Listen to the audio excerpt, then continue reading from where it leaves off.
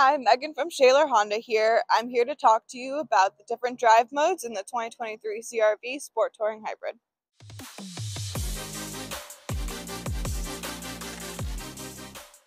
So your car most of the time is going to be in normal mode, which it is in currently, as you can see above the miles in the car.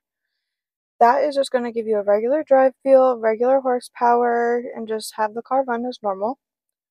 You also have sport mode, which is going to tighten the suspension, tighten the steering, and put a little bit more torque to those tires to give you a little bit more sporty of a drive feel, maybe able to handle those corners a little bit easier.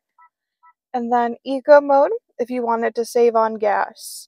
It's going to cut down that horsepower, so you're going to be able to get better gas mileage, and you might even run off the battery a little bit more because this is a hybrid.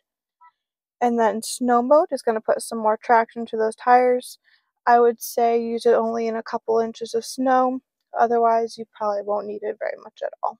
Hill descent control, when engaged, is going to be useful when you're going down a very steep hill. And let's say you don't want to use your brakes a little bit because you're worried about them overheating for some reason.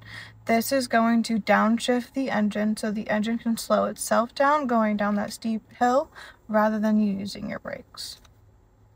Lastly, you have brake holds.